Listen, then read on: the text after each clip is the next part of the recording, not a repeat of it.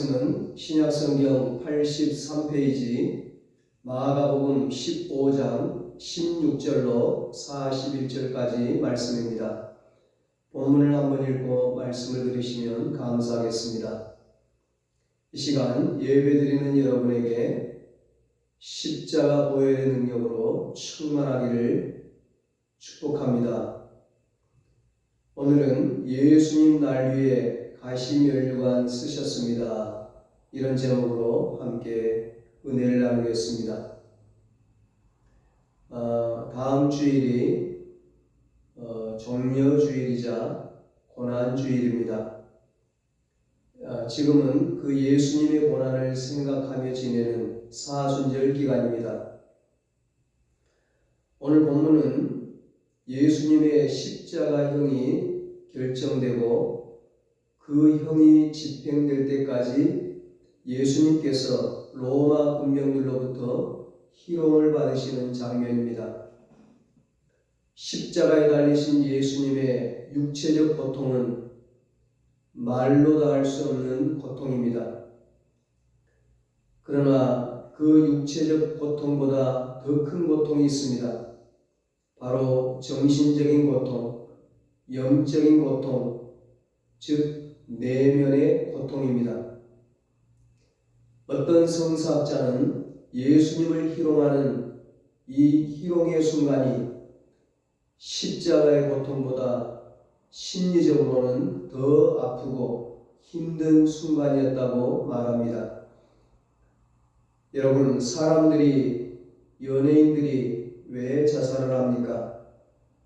악플 등으로 마음에 심한 상처를 받고 그 심리적 고통을 이기지 못하고 자살을 하는 겁니다.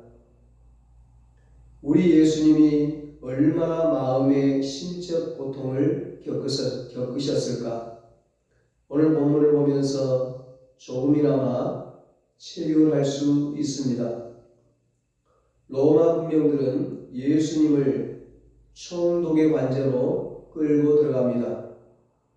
거기 사람들이 모인 자리에서 예수님을 부서진 의자에 앉혀놓고 옷을 벗기고 낡은 홍포를 입힙니다. 머리에는 대목과 같은 가시가 돋친 나무를 엮어 만든 관을 씌우고 손에는 갈대를 들인 다음 그 앞에 무릎을 꿇고 유대인의 왕 만세를 떠들며 조롱했습니다. 그리고는 예수님께 침을 뱉고 갈대를 빼앗아 머리를 내리쳤습니다. 그 조롱은 너무나 비열하고 잔인했습니다. 이들의 희롱과 조롱은 즉흥적인 흥분된 감정에서 나온 것이었습니다. 그러나 그 속에는 깊은 계시적이고 영적인 의미가 있었습니다. 예수님의 사건은 어느 하나도 의미 없이 이루어진 것은 없습니다. 먼저 그들은 예수님의 옷을 벗겼습니다. 벌거벗은 수치감은 창세기 3장 선악과를 따먹은 죄와 더불어 왔습니다. 그래서 옷을 벗긴다는 것은 수치며 곧 모멸입니다. 그렇습니다. 예수님께서 우리의 죄와 허물을 감추시기 위해 벌거벗김을 당하신 것이었습니다. 예수님께서는 내가 당할 수치와 창피를 덮으시기 위해 당신이 친히 수치를 감당하셨습니다. 예수님은 당신의 옷이 벗겨지심으로 장차 우리가 입게 될 흰옷, 영광의 옷을 준비해 주셨습니다. 옷을 벗기움 당했다고 하는 것은 신분의 박탈을 의미합니다. 우리 주님께서는 나를 하나님의 자녀의 신분으로 높여주시기 위하여 잠시나마 자신이 하나님이심을, 하나님의 외아들 되심을, 만왕의 왕 되신 신분을 박탈당하고 있었던 것이었습니다. 옷을 벗긴 다음 그들은 예수님께 홍포를 입혔습니다. 예수님께 홍포를 입히신 것은 예수님을 더욱 우스꽝스럽게 만들기 위해서였습니다. 마치 거지에게 왕의 옷을 입혀놓은 것처럼 말입니다.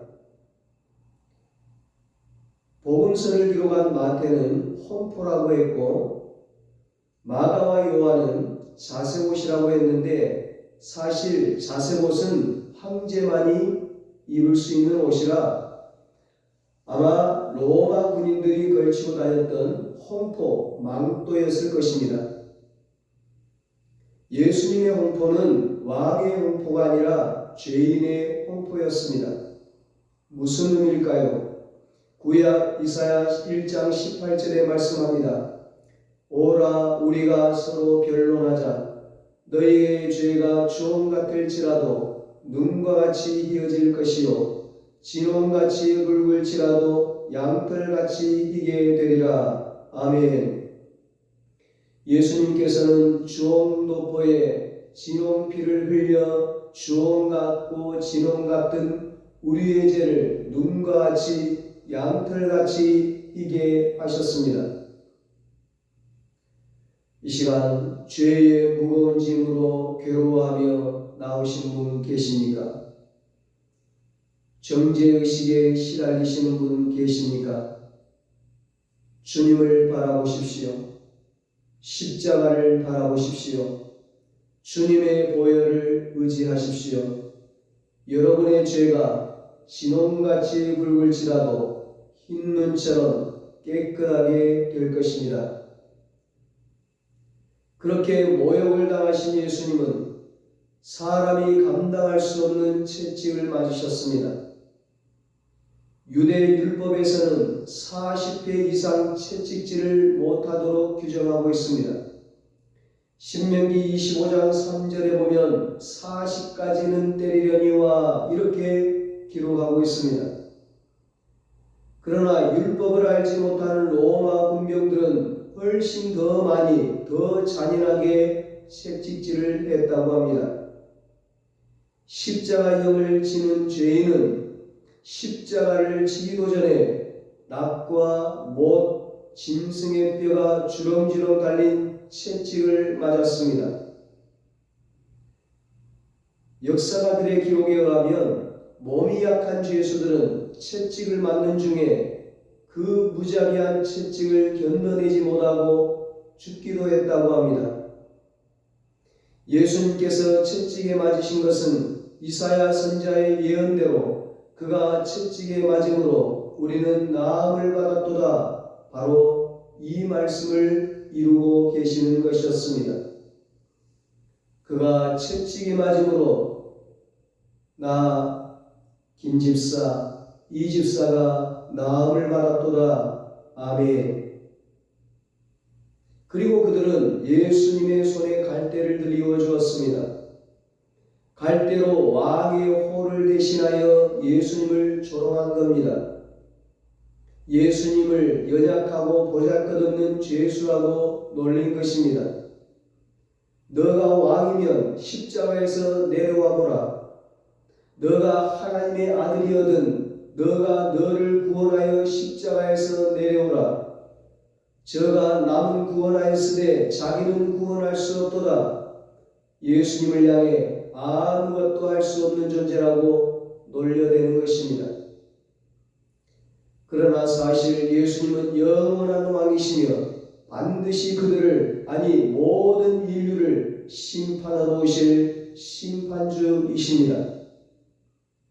그분을 재판하는 재판관들도 그분 앞에 두려워 떨며 심판을 받게 될 것입니다. 그를 조롱하던 자들도 그를 치는 자들도 심판을 면할 수 없을 것입니다. 여러분도 저도 그분의 심판대 앞에 서게 될 것입니다.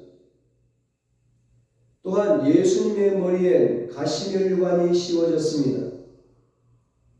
면류관은 왕관이요 승리자들이 쓰는 것입니다. 그러나 로마 군인들은 금면류관 대신 우리 예수님께 가시면류관을 씌우고 유대인의 왕이여 평안할지어다 비웃으며 조롱했습니다. 그리고 예수님의 얼굴에 침을 뱉으며 갈대를 빼앗아 머리를 내리쳤습니다. 만왕의 왕 예수를 조롱하는 이 모습이 바로 인류의 모습이요 나의 모습이라는 것입니다. 내가 주님을 온전히 믿지 못할 때 예수님은 내게 조롱을 받으시는 것입니다. 이 시간 억울한 일을 당하고 이 자리에 나오신 분 계십니까? 예수를 믿는다는 것 때문에 핍박받으며 조롱받으며 눈물을 흘리며 이 자리에 나온 분 계십니까?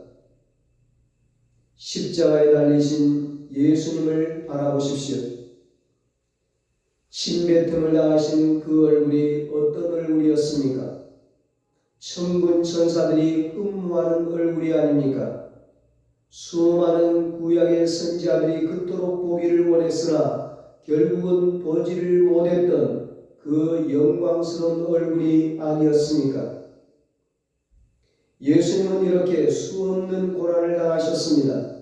말로 다 할 수 없는 고난을 날 위해 당하셨습니다.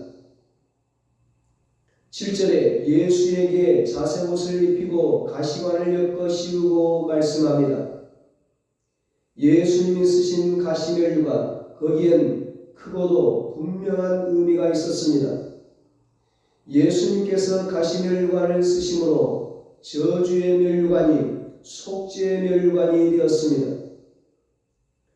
세상의 왕들은 그 머리에 금면류관을 쓰고 부귀, 영화, 존귀를 자랑합니다. 그 대신 저주와 고통과 아픔을 백성들에게 씌웠습니다. 그러나 사랑의 왕 우리 예수님께서는 당신이 친히 저주의 관을 쓰시고 고통과 아픔을 당하셨습니다. 그리고 그를 믿고 따르는 모든 백성들에게 구원과 평화를 주셨습니다. 갈라디아서 3장 13절에 말씀합니다. 그리스도께서 우리를 위하여 저주를 받은 바 되사 율법의 저주에서 우리를 속량하셨으니 기록된 바 나무에 달린 자마다 저주 아래에 있는 자라. 십자가는 예수 그리스도께 내려진 저주요 우리의 축복이었습니다. 그러면 율법의 저주는 어떤 것입니까? 율법의 저주에 대해 신명기 28장 15절로 19절에 이렇게 말씀합니다. 너가 만일 너의 하나님 여호와의 말씀을 순종하지 아니하여 내가 오늘 너에게 명령하는 그의 모든 명령과 규례를 지켜 행하지 아니하면 이 모든 저주가 너에게 임하며 너에게 이를 것이니 너가 성에서도 저주를 받으며 들에서도 저주를 받을 것이요 또 내 강주리와 떡반죽 그릇이 저주를 받을 것이요 내 몸의 소생과 내 토지의 소산과 내 소와 양의 새끼가 저주를 받을 것이며 너가 들어와도 저주를 받고 나가도 저주를 받으리라. 이것이 율법의 저주입니다. 이 저주의 과시관이 우리 주님 머리에 씌워졌습니다. 주님의 머리에 박힌 이 가시가 언제부터 무엇 때문에 생긴 것이었습니까? 이 가시는 인류의 조상 아담의 범죄로 말미암아 저주의 표징으로 생겨난 것이었습니다. 창세기 3장 17절로 18절에 말씀합니다. 땅은 너로 말미암아 저주를 받고 너는 내 평생에 수고하여야 그 소산을 먹으리라. 땅이 너에게 가시덤불과 엉겅퀴를 낼 것이라. 타락의 결과로 생겨난 가시는 인간의 영혼을 짓밟고 말았습니다. 여기에 가시면류관은 곧 저주의 면류관을 의미합니다. 그러나 예수님께서 이 가시관을 쓰심으로 이제부터 이것은 속죄의 면류관, 구속의 면류관, 용서의 면류관이 되었습니다. 예수님 당신은 저주의 면류관을 쓰셨고 내게는 축복의 면류관을 씌우셨습니다. 주님의 머리에 상처를 주던 그 면류관이 이제 우리의 상처를 치료하는 면류관이 되었습니다. 가시면류관은 크고 작고 굵고 가는 가시로 만들어져 그것들이 예수님의 머리를 사정없이 찔렀습니다. 병정들이 막대기로 면류관을 내리치자 가시들은 더 깊숙이 예수님의 머리를 파고 들어갔습니다. 바로 주님을 찌른 이 가시가 여러분의 크고 작은 상처, 제 굵고 아픈 상처를 다 치료했습니다. 여러분, 아무리 아픈 상처도 아무리 큰 상처도 혼자 움켜쥐고 있지 마십시오. 주님 앞에 보이십시오. 주님 앞에 상처를 드러내십시오. 우리 주님, 그 상처를 지금 이 시간 치료해 주실 것입니다. 아무리 작은 상처라도 주님은 외면하지 않습니다. 피 묻은 손으로, 못자국 난 손으로 어루만져 주실 것입니다.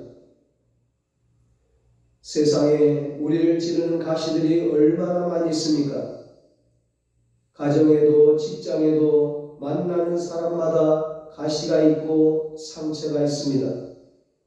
잊을 수 없는 과거의 경험, 지울 수 없는 쓴뿌리의 아픈 상처들, 용서받지 못했다는 정죄의식들이 가시가 되어 매일같이 나를 찌릅니다.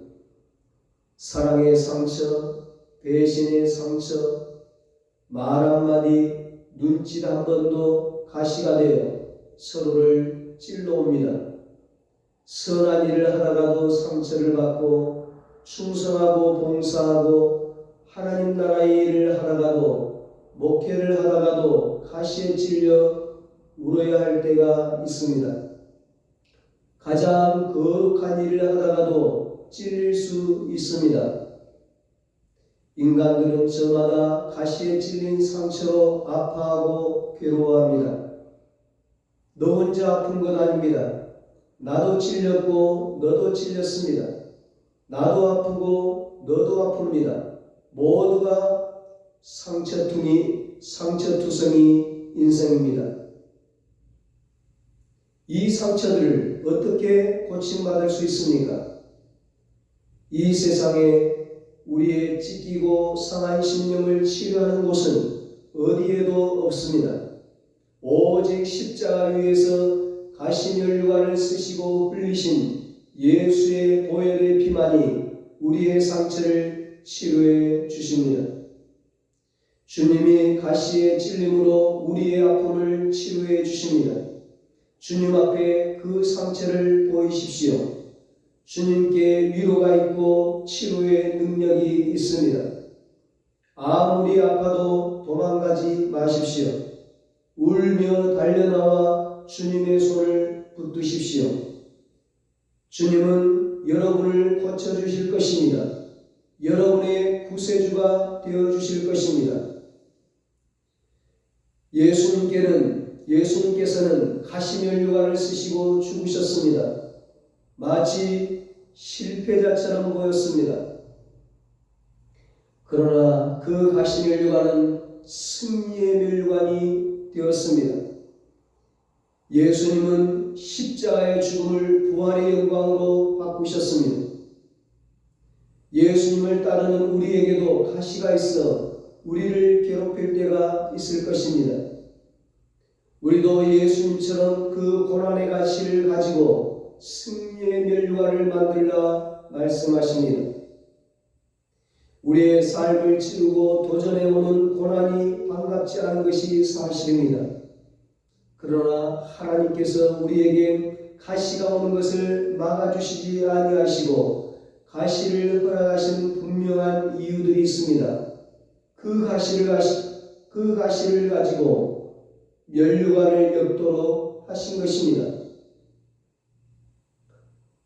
가시가 괴롭고 고통스럽게 느껴지시는 분이 계십니까? 가시 면류관을 승리의 면류관을 바꾸신 주님 바라보고 그 가시로 승리의 면류관을 함께 엮어 가십시다. 예수님의 머리에 씌워진 가시 면류관은 이름 그대로 가시를 면류관으로 바꿔주는 능력이 됩니다. 능력의 사자 사도 바울에게도 남모르는 고통이 있었습니다. 가시가 있었습니다. 바울은 이 육체의 가시가 찌르는 아픔이 너무나 괴로워 3번씩이나 간절히 하나님께 기도했지만 응답받지 못했습니다. 하나님을 배신한 인간이 가시의 고통을 받으면 모르겠거니와 바울처럼 주님을 사랑하고 전적으로 자신의 생을 하나님께 바쳐 헌신한 사람들이 복을 받아야지 왜 이런 가시의 고통을 받아야 한단 말입니까? 하나님의 사랑을 받은 그가 부귀영화 만사형통은 없다 하더라도 주님의 일을 자유스럽게 할 수 있을 만큼 건강은 있어야 하는 것 아니었습니까? 그런데 이런 그가 육체의 가시를 지녔다고 하는 것이 쉽게 이해가 되지 않습니다. 그러나 바울은 자신의 가시를 면류관으로 바꾸시는 하나님의 지혜를 깨닫고 감사하게 됩니다. 하나님께서는 바울에게 허락한 모든 은혜가 천국의 면류관이 되도록 육체의 가시를 주신 것이었습니다. 바울은 이 사실을 깨닫고 그렇게 외쳤습니다. 내 은혜가 내게 족하도다. 내가 연약할 때 하나님의 은혜가 내게 넘치도다. 아멘. 바울이 이 땅에서의 보상을 기대했더라면 그는 넘어지고 말았을 것입니다. 그는 땅의 보상보다 하늘의 면류관을 더 소중히 여길 줄 알았습니다. 기독교는 십자가 종교입니다. 그러나 십자가로 끝나지 않습니다. 십자가 다음에 영광스러운 부활을 약속하고 있습니다. 십자가 없이는 영광도 없습니다. 사랑하는 여러분, 여러분은 어떤 십자가를 지고 살아가십니까? 그 십자가가 너무나 무겁습니까? 여러분의 면류관도 그만큼 더 클 것입니다.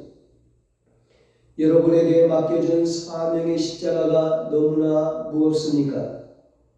여러분의 면류관도 그만큼 더 클 것입니다. 사랑하는 여러분, 지금 여러분의 가시가 무엇입니까? 그 가시를 통해 우리는 주님을 봅니다. 주님을 붙잡습니다. 주님이 주시는 승리의 면류관을 봅니다.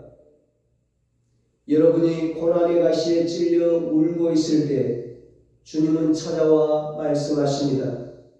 나도 통곡하고 울었다. 여러분이 가난하고 배가 고플 때 우리 주님 말씀하십니다. 나도 40일을 금식했다. 입을 것 없어 부끄러울 때 주님 말씀하십니다. 나는 십자가에서 발가벗기움을 당했다. 여러분이 억울하고 분통이 터질 때 주님 말씀하십니다. 죄 없는 나도 흉악범으로 취급받았다. 인생의 짐이 무거워 쓰러질 때 주님 말씀하십니다. 나도 상처난 어깨로 십자가를 졌느니라. 여러분, 주님 날 위해 가시관을 쓰셨습니다. 우리도 주님 위에 가시면류관 기쁨으로 쓰고 가십시다. 우리 주님 내 삶의 아픈 가시를 바꾸어 구속의 면류관, 치유의 면류관, 승리의 면류관 삼아 주십니다. 예수님이 받으신 고난과 조롱은 무슨 의미가 있습니까? 그가 찔림은 나의 허물 때문이요 그가 상함은 나의 죄악 때문이라. 그가 징계를 받음으로 내가 평화를 누리고 그가 채찍에 맞음으로 내가 나음을 받았도다. 아멘. 이것이 십자가입니다. 이것이 예수님이 당하신 채찍의 의미요 희롱과 조롱의 의미입니다. 예수님이 채찍을 한번 맞으실 때 내 몸의 질병이 떠나는 것입니다. 예수님이 채찍에 맞으실 때 내 마음의 상처들이 치유되는 것입니다.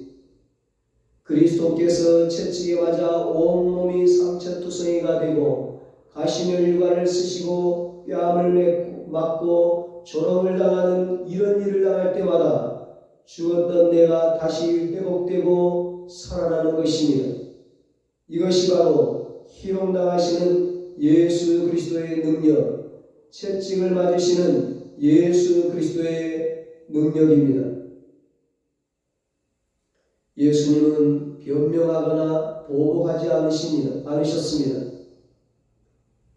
악한 감정을 품지 않고 욕하지 않고 억울하게 누명을 쓰고 아무도 알아주지 않는 인류의 희생물이 되어 조용히 하나님 아버지의 뜻을 이루기 위해 고난을 겪으신 것입니다. 십자가를 지신 것입니다. 우리는 이 세상에서 보상을 받으려고 너무 애를 씁니다.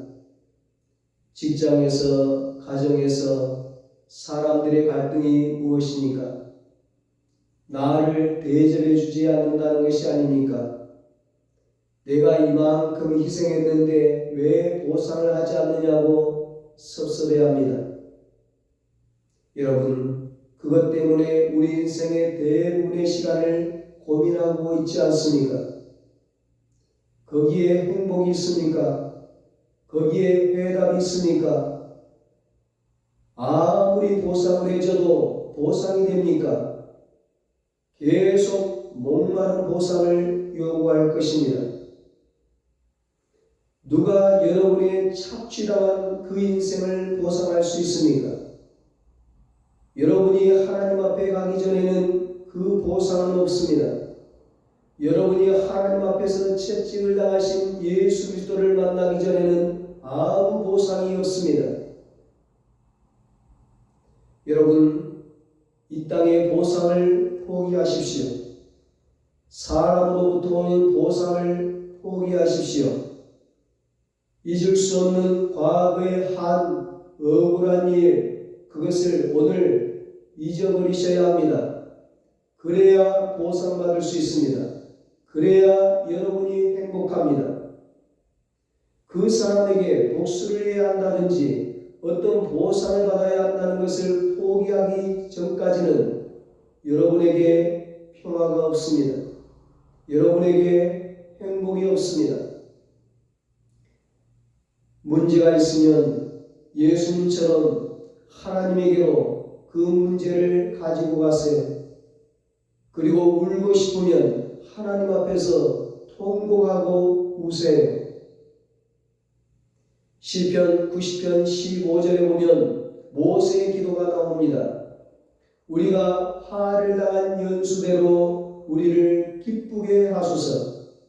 내가 고난을 겪은 연수대로 축복을 주시옵소서. 아멘.